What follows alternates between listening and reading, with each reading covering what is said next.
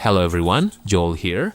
We've all played the heavy hitters, the Final Fantasies, the Dragon Quest, the games that everyone and their grandma won't shut up about.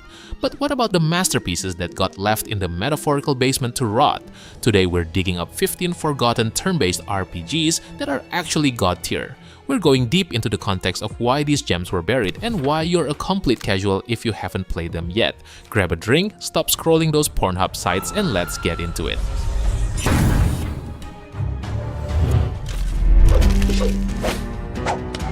Imagine if Final Fantasy stayed mature and didn't start dressing its protagonists like high-fashion belts. That's Lost Odyssey. You play as Kaim, an immortal guy who's basically seen everything and is tired of everyone's crap. The selling point here is the 1,000 Years of Dreams, short stories that are more emotional than your last 3 breakups combined. The combat uses this aim ring system that actually makes you pay attention instead of just mash-clicking through menus. It's an epic for this journey that Microsoft basically forgot they owned. Honestly, it's the best Final Fantasy game that isn't actually called Final Fantasy.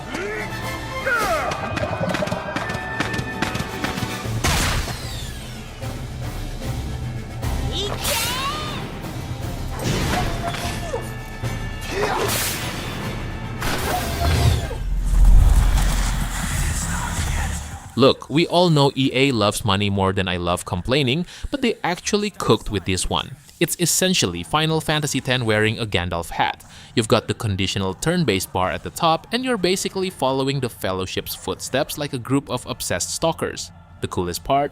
Evil mode. You get to play as the Ring Wraiths and Balrog to curb stomp the heroes you just spent hours leveling up. It's pure fan service with a side of let's see how much of Middle-earth we can set on fire.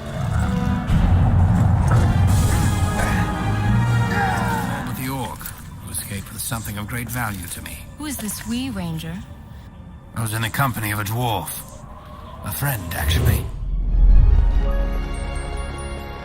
This is what happens when the creator of Final Fantasy decides to make a game using literal dioramas. No, seriously, the backgrounds are actual physical models. It's gorgeous, it's tactile, and it features the Dimension system, which lets you bank random encounters so you don't get interrupted every 5 seconds. When you finally decide to fight, you blast through 30 monsters at once like a cosmic bowling ball. It's a love letter to the 90s, but with modern quality of life features that'll make you wonder why every other RPG is still stuck in the dark ages.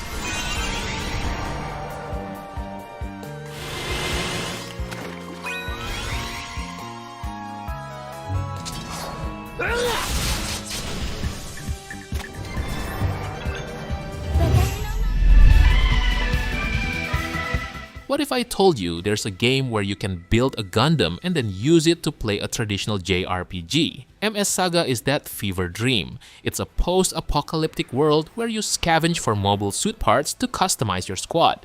The customization is actually insane. You can slap a Zaku shoulder on a GM and call it art.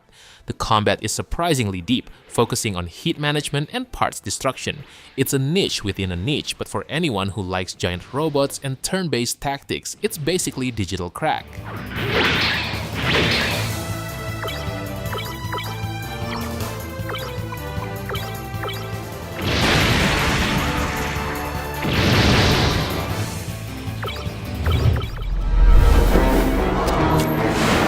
This game is basically the Matrix if everyone was obsessed with clockwork and really expensive denim.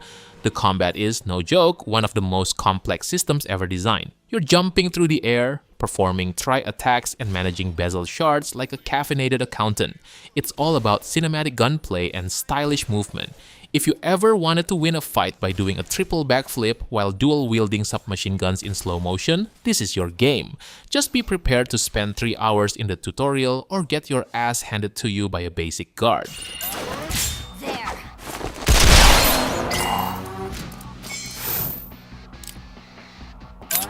That is better.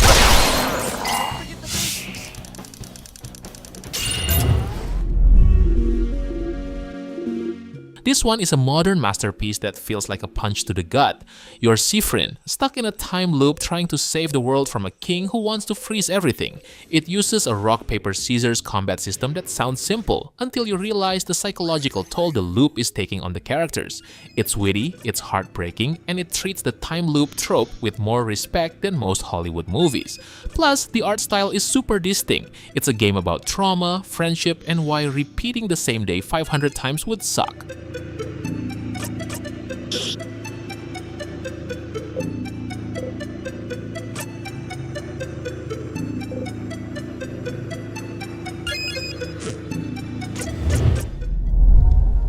Well, no one less a try. Before Shadow Hearts became a thing, we had Koudelka. It's a survival horror JRPG set in a haunted Welsh monastery in 1898. Think Resident Evil camera angles, but with a grid-based battle system where your weapons can literally break mid-swing. The atmosphere is thick enough to choke a horse, and the voice acting is surprisingly good for 1999. It's dark, it's gothic, and it's got a Romany protagonist who takes zero nonsense from the monsters or her companions. It's the perfect game for people who think most RPGs are too sunny.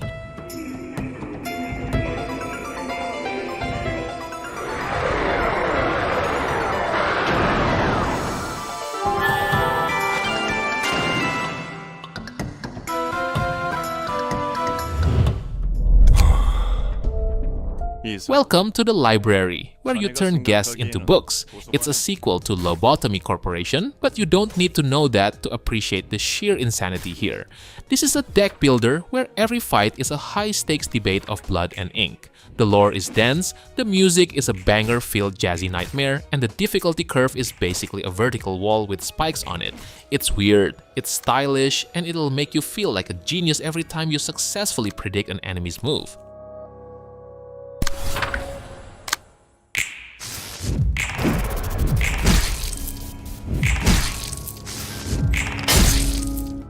Before we go into the list, I want to give you my recommendation for some of the best deals in instant gaming right now, especially if you're tight on budget. We knew that instant gaming always give us so many crazy deals for your favorite games, like these titles for example. I mean, can you believe these prices? If you love RPGs, there's no way you never heard of these masterpieces, and to think that you can get them under $10 or even $5, it's an absolute steal. All you have to do is just click my link in the description below, start searching for your favorite games, and use the activation code on your chosen platform. By using my link, you're not only saving tons of money, but also helping me to support this channel. Alright then, let's get back into the list. Forget saving the world, let's just try not to fail chemistry class.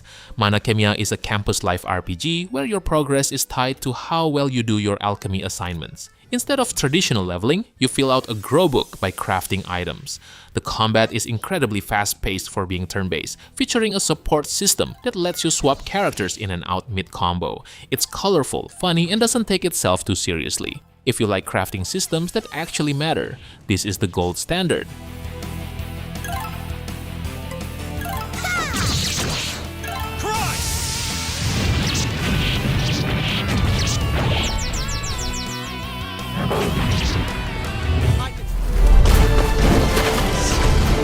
Based on the 90s comic book, this game looks like it was ripped straight out of a professional artist's sketchbook.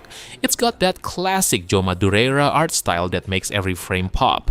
The overcharged mana system is the real winner here. You generate temporary mana by using basic attacks, which encourages you to actually use your big spells instead of hoarding them like a dragon. The dungeons are randomly generated and filled with puzzles, making it feel like a modern tribute to the classics without the outdated clunk.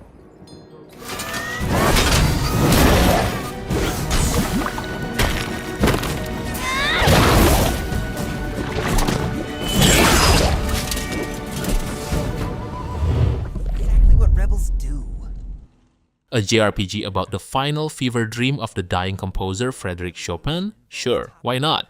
The world is vibrant and colorful, which is ironic considering the protagonist is literally dying of tuberculosis. The combat evolves as the party level increases, moving from traditional turns to a frantic hybrid of action and strategy. Shadows and light also play a huge role. Some monsters change form depending on where they stand. It's a beautiful melancholic journey that proves you can make a game out of literally anything if the art direction is good enough. Take that! Take that!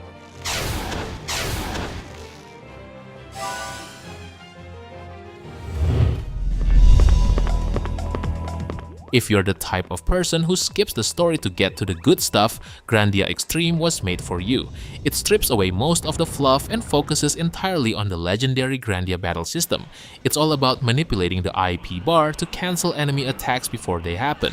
It's basically a dungeon crawler with some of the most satisfying turn-based combat ever programmed. The story is, well, it exists, but who cares when you can perform 4-person combination attacks that fill the entire screen with explosions?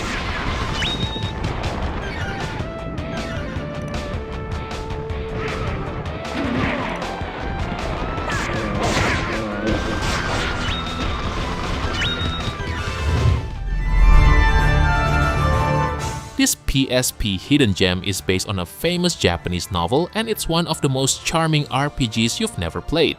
You play as a kid who enters a fantasy world to save his friend from a mysterious illness.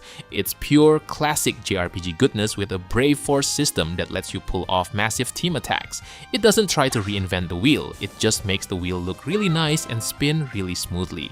If you want a cozy adventure that feels like a Saturday morning cartoon, this is it.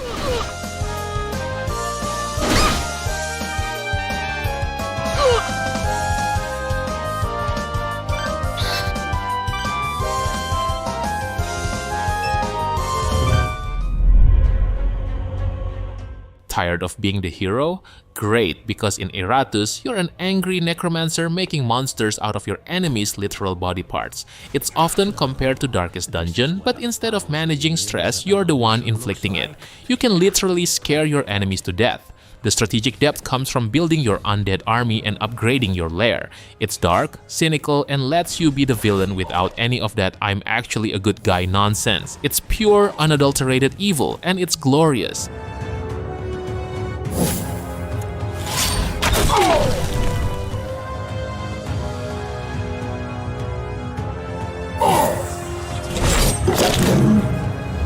Possible sand fortress. According to This is the game Chrono Trigger fans should be playing. You play as Stalk, a spy who can travel between 2 parallel timelines to fix the mistakes of the past. The grid-based combat is a stroke of genius. You can push and pull enemies into the same square to hit them all with a single attack. It's one of the best stories in gaming, full of political intrigue and meaningful choices. If you haven't played the perfect chronology version on the 3DS, stop what you're doing and go find a copy. It's the definition of a forgotten masterpiece.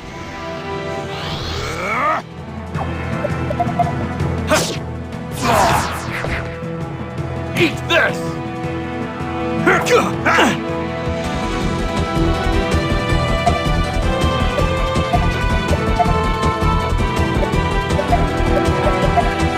Alright boys, I think that's it for today. I know that there are other games that I haven't mentioned yet, so how about sharing your favorites that probably deserve the spot in the comment section below. Don't forget to like the video and make sure to subscribe to the channel if you don't want to miss another great list. Thank you for watching and have a good day. Peace!